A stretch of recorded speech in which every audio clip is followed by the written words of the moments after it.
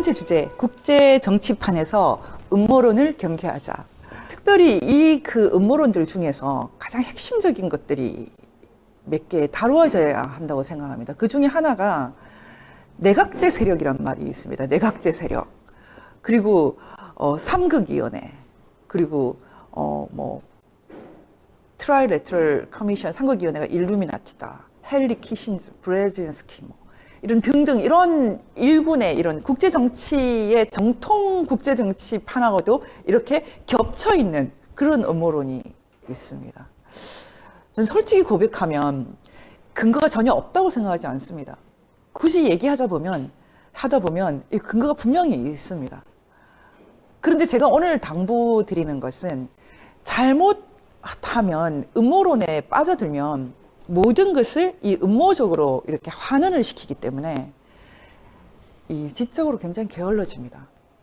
모든 것을 전부 다 음모로 기승전 일루미나티 이렇게 가버리고 나면 정작 이 링 위에 이 판이 벌어져 있는 그곳에서는 무력화되고 아주 힘없이 패배합니다. 이 국제 정치판 위에 가장 오래 있는 선수 중에 한 사람이 헨리 키신저 박사입니다. 헨리 키신저 박사가 갖고 있는 생각의 핵심은 베트남 전쟁 와중에서 미국이 나아갈 길을 어떻게 봤을까? 중국하고 상당히 친화적으로 갈 수밖에 없다라는 결론이었습니다. 왜냐하면 미국에 있어서 20세기 후반 다시 말하면 2차 대전이 끝난 이후 거대한 세력으로 등장한 이 소련 제국주의에 대항하는 한 가지 방법을 미국은 봉쇄라는 개념 속에 정리를 했습니다. 여러분 그 대소봉쇄의 아버지라고 불리는 이 조지 캐넌, 제가 아예 이 책을 여러분에게 소개하려고 들고 왔습니다. 우리가 음모론에 빠지지 말고 일단 공부부터 하자. 이것이 오늘의 주제입니다. 여러분 이 책 지금 조지 캐넌의 미국 외교 50년 이 책을 공부해 주셨으면 좋겠습니다. 우리가 지금 일루미나티니 프리메이슨이니 그런 거 공부하는 것보다 더 중요한 것은 선수들을 트레이닝하기 위해서 더 중요한 것은 책을 좀 읽어야 된다는 것입니다. 이 조지 캐넌의 미국 외교 50년 이 책을 여러분이 읽었으면 좋겠습니다. 이 책을 보면 20세기 후반 미국 외교 정책의 핵심이 대소봉쇄다. 그리고 기본적으로 소련을 아주 두려워한다. 이런 것을 알 수 있습니다.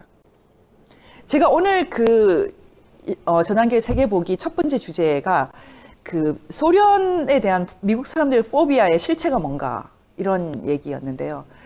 잠깐 말씀을 드렸지만 그 핵심에 도달하지는 못하고 지나왔습니다. 결국 이번에 트럼프 특검을 보면 아시겠지만 이미 러시아가 이빨 빠진 호랑인데 뭘 그렇게 두려워서 이렇게 2년 동안이나 미국 사람들이 정신을 잃고 있었나. 이번에 트럼프 대통령이 김정은을 만날 때조차도 CNN은 김정은 만나는 하나의 보도는 거의 하지 않고 하루 내내 코언 청문회를 보도했습니다. 어떻게 2년 내내 지금 미국이 이 지경이 되었을까요? 이번에 뉴욕타임스가 반성문을 썼습니다. 도대체 우리가 무슨 짓 한 거야? 우리 모두가 바보가 됐어. 이런 반성문을 썼어요. 이 뉴욕타임스는 트럼프 탄핵시켜야 한다. 이런 글을 냈던 언론입니다. 그것도 예전 닉슨 워터게이트 사건을 취재했던 기자의 입을 빌어서 탄핵을 부추겼습니다. 그런 뉴욕타임스가 반성문을 쓸 정도니 물론 뉴욕타임스가 쓴 것은 아니고요. 역시 외부 기고자가 썼지만은 그렇게 실른다는 것 자체가 반성문이죠. 이 상황까지 왔다라는 것은 미국 사람들이 정말 마음속 깊이 소련에 대한, 러시아에 대한 깊은 공포심을 갖고 있다라는 것입니다. 그 정도로 거대한 공포의 실체일까?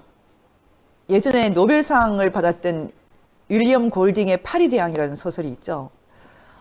과연 러시아는 파리대항에 불과한가? 공포의 실체가 알고 봤더니 파리 한 마리였죠. 아니면 정말로 무서운 상대인가? 저는 개인적으로 그렇게 무서운 상대가 더 이상 아니라는 게 제 생각입니다. 제 생각이 틀릴 수 있지만 지난 2년간 미국 사람들이 스스로에게서 깊은 러시아 공포감, 포비아를 발견하는 시간이었죠. 그러나 그것이 그렇게 실체적인 것은 아닐 수 있다라는 것을 우리가 먼저 생각할 필요가 있습니다.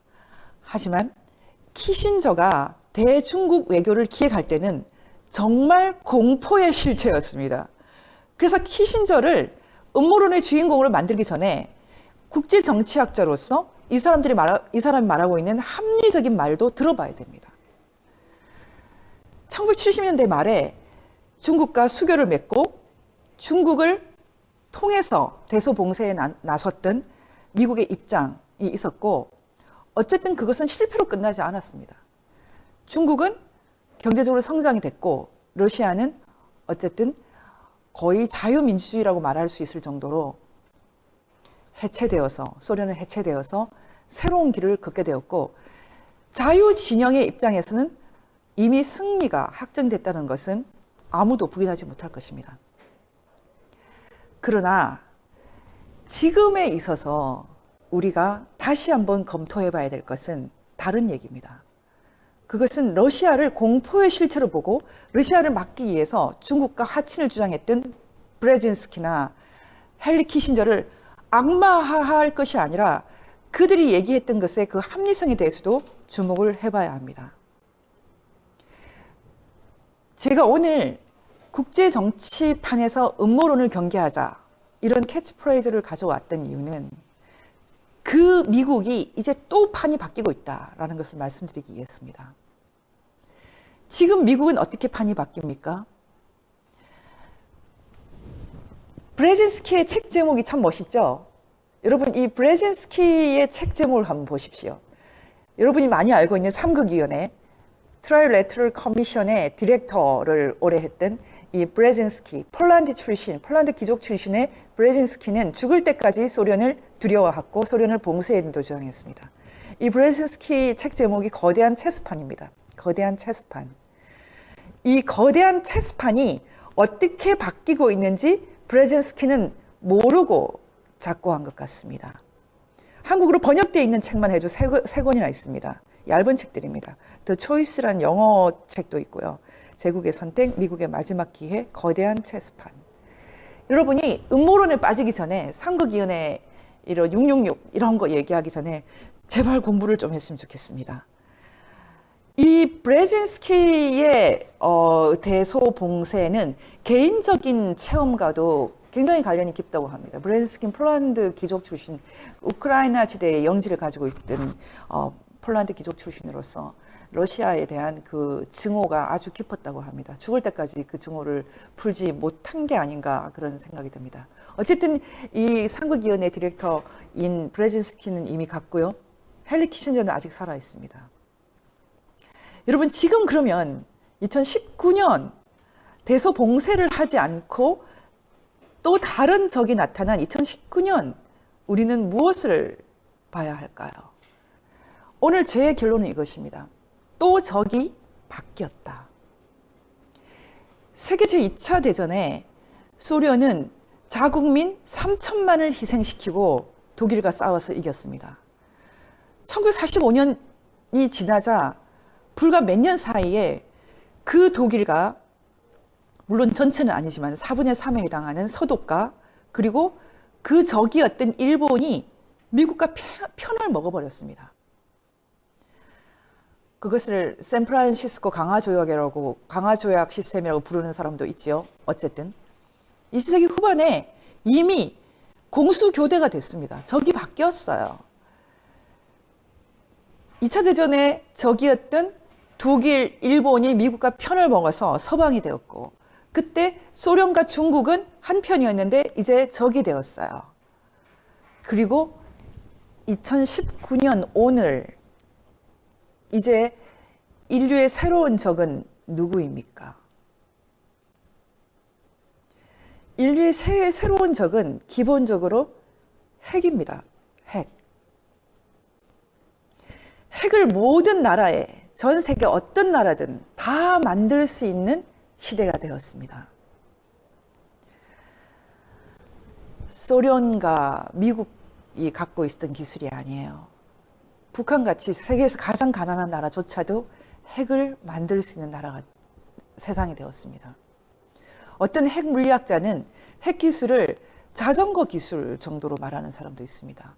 물론 돈은 더 많이 들겠죠. 근데 기술은 그만큼 이제 고도의 기술이 아니라는 것입니다. 전 세계 모든 나라가 다 핵을 가질 수 있는 이 시대에 인류의 진정한 적은 이제 핵입니다. 이 핵 개발을 은근히 돕고 있는 나라가 있습니다. 북한 핵, 파키스탄 핵, 이란 핵, 누구일까요?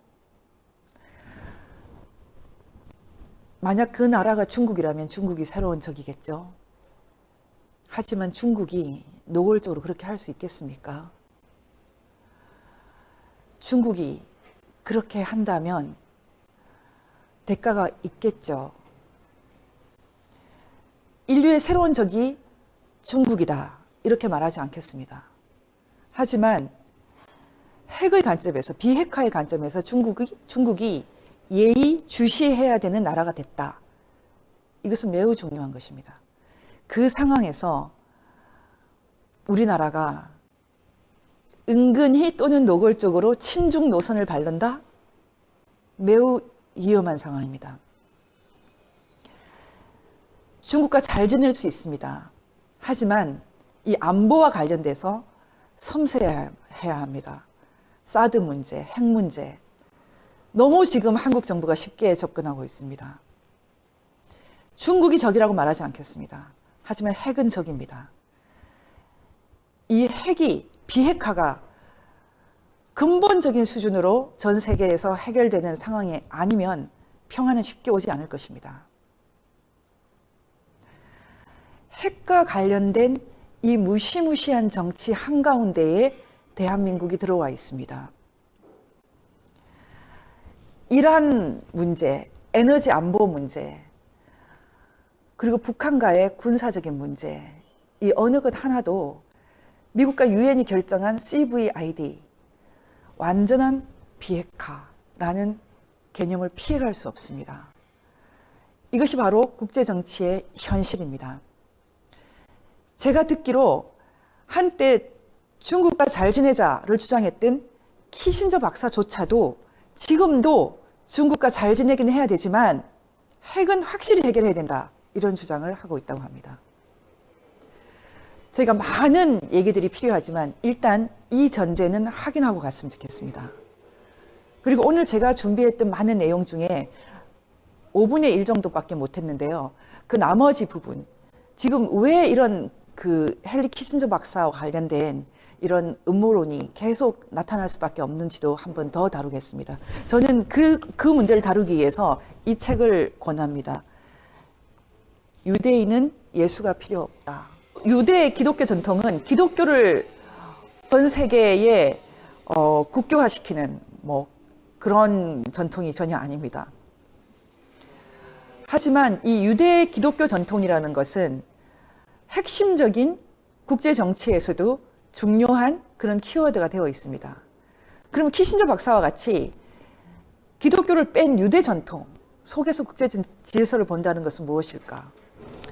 제가 오늘 이제 우리가 음모론에 빠지지 않기 위해서 마지막으로 이 책을 추천하고 정리하겠습니다. 예, 한국어로 번역되어 있는 두 개, 헨리 키신저의 중국 이야기와 월드 오더, 헨리 키신저의 세계 질서, 이 두 개의 책. 그 외에도 외교란 책도 있는데요.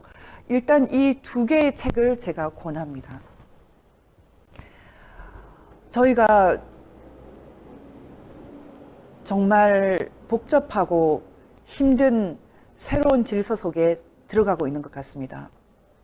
하지만 저 개인으로는 그렇게 생각합니다. 별로 복잡할 게 없다, 이렇게 생각합니다.